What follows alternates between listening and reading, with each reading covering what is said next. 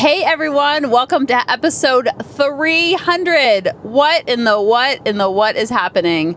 Nobody blink, nobody move. How is this even possible? That is 300 weeks of us showing up together. The math is way beyond what I can math of how many years that is. But I just have to say a giant message of gratitude, because if it were not for all of you, I would be sitting in my closet recording these all by myself. And that sounds like a major loser move. Before we get into our special guest, which you might have seen from the thumbnail, I love talking to all of you about the letter writing that I'm having so much fun with. It's very much a side gig. This is not a quit your job, give up your life. This is for entertainment purposes only. It's a fun little distraction, escape, getaway, NBD kind of thing. Super fun, super different, super outside the box, which is what I love the most, that it is 100% off social media and offline. So if you're interested, reply to the email, send me smoke signals, reach out to me, and I will hook you up, Buttercup. So if you did not know from the thumbnail, the reason why this podcast was even born is because of today's guest. And that is our sweet, sweet, sweet daughter, Lily. And when I started the parenting journey back in 2008, when she was born, but we really started in 2001, 2002, when we were trying to get pregnant, I really struggled in the beginning of my parenthood, and it wasn't because of, being overwhelmed and things like that. It was more because I was so disappointed in the way I was showing up. I was a huffy mom. I was a pointy lip mom. I was more stressed than I was not stressed. And I felt like I was constantly walking on eggshells. And then I read the book, The Conscious Parent, and it woke me up, and I calmed down. And once I calmed down, my kids calmed down. And it was like a beautiful journey. And it's always a journey. There's no destination in this conscious parenting game. And the podcast was born because I had to share it with everybody else. So one of my greatest teachers has been Lily. One of my greatest teachers of this journey has been Lily, because we butted heads so long until I finally changed the way we were dancing, and we had a lot more harmony, which is why the podcast is called Harmony in the Home. So without further ado, here's a little insight from Lily, her POV, which they always say as a teen, of how she implements conscious parenting in her day job and her day-to-day, and reflecting back on the last 16, almost 17 years of her life.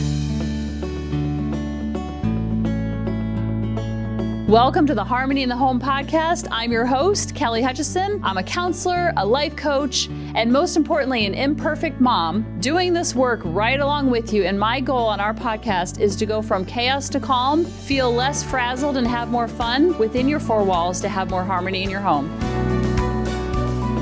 So today we have a special guest, and we have with us today my very own daughter, Lily. Lily, say hello. Hello. This is so funny. We're sitting in a car with good acoustics. And Lily, catch everybody up on where you are, because I think the last time you were on the podcast, you were going into 6th grade. I'm 16 years old, almost 17. I turned 17 in like a couple of days, April 4th, so I don't know if the podcast will be released by then. No, it'll be just a week before that. Yeah, so feel free to send me some gifts. And I'm in 11th grade, and I play volleyball. I don't know if I was playing volleyball when I was in 6th grade. I think I was. I play volleyball, I hang out with friends, just kind of basic teenager stuff. Yeah, pretty much. That's pretty much. And she's also a big babysitter now. Yeah, I am. She loves babysitting. That's how I make all my money. And she likes to spend her money, her moolah. Yeah, on food. On food. Starbucks, Dunkin' Donuts, Chipotle. So how do you incorporate conscious parenting when you are babysitting? Because you probably have lots of different challenges as a babysitter. Well, like, first off, the kids that I see, they're definitely, like, a lot different. And, like, I can kind of even tell with, like, the parents, if the parent is, like, calm and collective and, like, not really, like, all over the place, the kid is a better kid. Like, I babysit, like, a wide range of people. So the, like, better behaved kids out of the bunch have really, like, calm, respectful, like, parents, I feel like. And then the ones that are just a little more, like, crazy and all over the place, the kids are a lot not as behaved well. But I honestly use it, like, a lot in babysitting. And I feel like the kids listen a lot more when I don't, like, yell at them or I don't, like, raise my voice with them, because I think they, like, see me on a different level, because, like, I'm obviously not their parent, and so, like, a lot of them will disrespect me more because I'm not their parent, and so, like, if I say something, they don't have to do it. And, like, I noticed with, like, going to bed is a struggle with, like, almost all kids. And so a lot of times I have to make it into a game, which is something, like, I learned from conscious parenting, and make it into, like, a game of, like, oh, like, who can go up the stairs the fastest, like, who can get to bed the fastest, and that just, like, makes them going to bed, like, calm and easier, and they honestly stay in bed, too, with that. Oh, that's good. Yeah. What about, do you ever use love and logic, like giving them choices and stuff like that? Yeah, I do choices a lot. Like, getting them dressed, I'll do choices. Just so and, like, what they want to eat, I'll give them choices. And that, honestly, I feel like that also calms it down. Like, if they're having a temper tantrum, because they don't want to eat something, I'm like, oh, let's eat pizza. And then they, like, start having meltdown because they don't want to eat pizza. I'm like, okay, do you want pizza or do you want mac and cheese? And, like, honestly, they'll choose pizza. Oh. Like, it's just, like, it gives them a choice, and I feel like they're able to feel more in control. And so they're, like, they listen easier. Do you ever have any separation anxiety? Like, when the parents leave, like, they're bawling their eyes out and, like, screaming for the door? I do with one family, and honestly, how I calm them down is, like, I don't ever call or text the parent because I just feel like that puts more stress on them. Mm-hmm. And so I'll be like, oh, mommy will be home soon, and I'll try and distract them with something else. And as soon as they get their mind focused on something else, they'll maybe ask about the parent, like, once or twice more, and I'll be like, oh, like, they're home in an hour. Like, they don't know time that well, or at least at the age I'm babysitting. Mm-hmm. And by the time they get home, it's like 5-10 minutes, and then they're on something else, and they're distracted, and they're okay. That was really hard for us. Even when we lived with your grandparents, you would cry and cry and cry, and Grady would too. Like, the separation anxiety was, like, real. And it lasted for a while. How do you feel like kids respond to yelling? Because I would say the biggest complaint and what people email me about the most is my kids aren't listening, so I have to yell, and then I yell and I feel guilty, and they don't listen anyway, and I promise the next day I'm going to wake up and do it differently, only to wake up and start yelling. So how do you think yelling affects kids of all ages? Like, obviously when they're little, they take it, like, a lot deeper. I mean, like, I did at least. Like, whenever someone would yell at me and I was, like, in the elementary age, like, I took it very deep, and, like, they hated me and they, like, weren't on my side. Mm-hmm. And so, I obviously responded very negative to it. But I think, like, as a teenager, if someone yells at me, like, obviously you don't, but, like, if I have, like, coaches or teachers, like, just yell at me, I lose a lot of respect for them. And I feel like if you're a parent and you're yelling at your teenagers, then it makes the person feel like you're not on their side. And I feel like I get, like, a lot of things done, and I do a lot of what you ask because I feel like you guys are on my side and you want what's best of me. But if you were going and yelling at me every day, I wouldn't respect you. Like, it's just, like, a matter of respect. Like, if you won't respect your child as a teenager, then they're not going to respect you back. Right. And so it's just basic like that. And I feel like when you were younger, I remember one time you were at a camp, and the camp counselor was yelling at all the kids. And even though they weren't singling out you because you were so, like, quiet in the corner, but, like, they weren't singling, even that yelling at the group really affected you. Yeah. And I feel like now, I don't feel like you have coaches and teachers and, like, grown-ups that yell at you, but, like, they might yell at the team. Yeah. And that really, like, shuts you down, but you're just like... I'm just like now, it's just, like, I don't respect you if you're gonna yell at me and not talk to me in, like, a civil matter. But when I was younger, I just took it a lot deeper and took it like, oh, you hate me. Right. Yeah, that makes sense. I remember I was at volleyball a couple weeks ago, and the parking guy was screaming his head off at me, and I literally said, why are you screaming at me? And then he gaslit me. He's like, I'm not yelling at you. I'm like, actually you are. Like, yeah. I haven't done anything wrong here. And even if I did, like, stop yelling. What kind of pressures do you feel as a teen, and what do you feel like kids at your school feel as pressures being a teenager? I mean, like, my pressures are definitely, like, grades. Like, I stress a lot about my grades. And also, as a junior, like, college applications are coming up, and so it's just, like, trying to get into, like, the best college I can and, like, working really, really hard. So a lot of times I am, like, stressed out with that. And there's also, like, social pressures, too, of, like, having to, like, hang out with your friends and, like, keep up with them on social media. And, like, it's just, like, it becomes a lot when that's, like, all you're doing is, like, schoolwork and then, like, friends, and then you just feel like you have no time to yourself. Right. So you feel like, and like with the different testing and stuff like that. Yeah, there's a lot of like standardized testing, like the SAT I just took, and it's just like you're trying to get the best score, and then like people are comparing scores among their friends. You're just trying to be like the best out of everyone, and it just comes down to like a lot of stress, and it's also like you like I know like I've been better about this, but I also like used to reflect my grades of like how smart of a student I am. And, I've come to learn that, like, they're just gonna be hard tests and hard quizzes, and it's just, like, you can't do anything about it, you know what I mean? It's not a measure of how smart you are. Right. And you're more than your scores kind of thing. Yeah. I feel like that's, especially with the SAT. Do you feel like any pressures, or do your friends or people at your school feel pressures, like, with vaping and smoking and drugs or alcohol? Like, how prevalent is that in your arena? Like, I personally don't feel any pressure from it because my friends don't do it. So I feel like it's a lot of, like, who you surround yourself with. And, like, all of my friends, like, don't drink, they don't smoke, like, they don't really do any of that. And it's, like, I have a decent-sized friend group. And, like, none of them in there do it, so I'm surrounding myself, and not even not do it, but they also, like, they care about their grades, like, they do well in school, like, all of us are part of, like, the top, like, 20-30%, like, of our class, and so, like, just those people, I surround myself with those people that don't care about, like, drinking and smoking and stuff, and so that's why I don't really feel any pressure. I mean, it definitely is very prevalent. I mean, I go to public school, and, like, I'll be walking, and I'll just, like, smell weed in the hallways. Oh, like, it's just, like, that's just, like, it's just, that's how it is. And I know a lot of kids, like, do smoke and drink a lot, and they also, like, vape. And I'm not really pressured by it, because as long as I'm not, like, surrounding myself with them and, like, hanging out with them constantly, like, no one cares if I do it or not. You know what I mean? And so I feel like as long as your child's surrounding yourself with, like, good, positive people, then it won't really be an issue. I remember when you were going to middle school, I was so scared, like, you were going to be in the bathroom and you were, like, going to be pushed in the corner to vape and, like... Yeah, pressured. like, no, that doesn't really happen. Like, no one offers you a vape. Like, no one wants someone else's random mouth on it. Like, that's just, like, that's weird. So, yeah, no, I think it's not really an issue. I mean, it's definitely an issue in my high school because a lot of kids do it. Wow. But...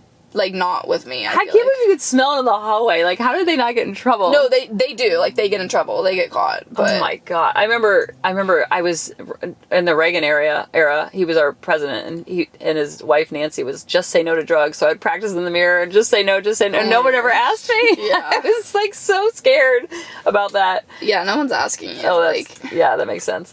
What do you think parents could do differently, whether they have a toddler or a teenager? What could they do differently?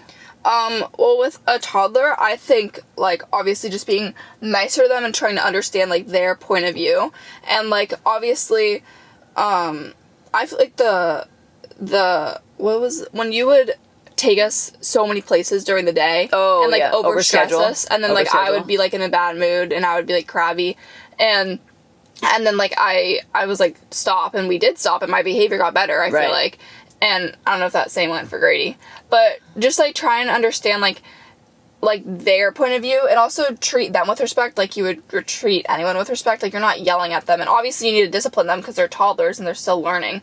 But just as long as you're doing it nicely and you're getting the point across, they'll feel like they're on their side and feel like more of a friendship than more of, like, a authority figure over me. Right, because I feel like sometimes it becomes that Romeo and Juliet thing, like you were just giving an example with the pizza and the... like, the kid, if you suggest pizza, they don't want the pizza. But then if you give them a choice between pizza and macaroni and cheese, then they're going to they choose the pizza because it's their choice. Yeah. And that really helps with toddlers. They just want autonomy, and sometimes when they don't feel like they have autonomy, they can kind of lash out. What do you think parents could do differently, whether they have a toddler or a teen? I think with teenagers, like, don't be so hard on them because they're going through so much that you don't know about because they probably don't tell you everything. And it's just, like, personal stuff they're going through. They're trying to figure out, like, friends, and there's a lot of, like, drama that goes on in high school, and there's just, like, something new every day. And so I think, like, putting, like, less pressure on them and, like, less stress about school. Like, obviously, if your child's getting, like, D's and C's, that's not the greatest. But, like, if your child's a good student and they're doing the best they can in school, like, it's okay to give them that day off or just, like, not check their grades constantly, because the more you hover over them, the more they're gonna, like, not want to do it. You know what I mean? And they're not gonna, like, obviously, school isn't, like, the greatest, but they're gonna resent school so much more if you're just putting more pressure on them, and it's just going to stress them out 10 times more. Like, oh, I failed a test, I already feel bad about it, but I know my parents are going to be even more mad at me, and I tried the best I could, and it's just like, it becomes a lot. And also trying to deal with, like, social pressures and, like, friend pressures, it's just like, it becomes a lot. And then also, I think, like, don't be so strict on them. Like, obviously, you can't let them go out to, like, parties every single weekend and, like, do whatever they want. But I think being, like, less strict on them and, like, just letting them go out with their friends and letting them kind of not do what they want, but, like, have their own independent life. Because I know, like, as mom does that to me, like, I feel like she's more on my side more. And I also feel like she can be trusted with, like, information I give her, and she's not going to go and, like, be mad about it, you know what I mean? And she'd rather have that trust within me. And also, like, the stricter you are on your child, the sneakier they get. Because I literally know some parents or some kids at my school who are so sneaky, and they get away with so much stuff because their parents are so strict. And it's like, I would never do half the things that they're doing, but they do it because they just want to rebel against their parents. And so the more strict you are, like, the sneakier they get. Like, that's, like, such a true saying, because I've seen it in literally so many cases, like, across my school and stuff. And honestly, like, the stricter they are, like, they just, the kid just doesn't feel like the parent is on their side. And I feel like as a teenager, the biggest thing you can do is have that parent on your side, so then you can trust them with stuff, and you can, like, tell them stuff, and they'll become less sneaky as you become less strict, and they'll also learn to respect you more, which I think is a big thing too. Yeah. How do they get away with it if they're so strict? Like, how would they get away with it? Like, there's a lot of things, like, they'll, like, start turning their location off on, like, Live 360, or they, like, will, like, leave their phone at, like, other people's houses, and it's just, like, I would rather you know where I am, right, if something were to happen, than you try and find me, and, like, I'm at this random house, and, oh, wait, no, I'm over here, you know what I mean? And so it's just, it's, like, stuff like that. And then, like, with, like, vaping and stuff, I know a lot of kids do it because they have, like, strict parents, and they'll do it in school and stuff, and they're just, like, not, like, good people because their parents are so strict, and they feel like there's no escape, you know what I mean? Right. I know so many kids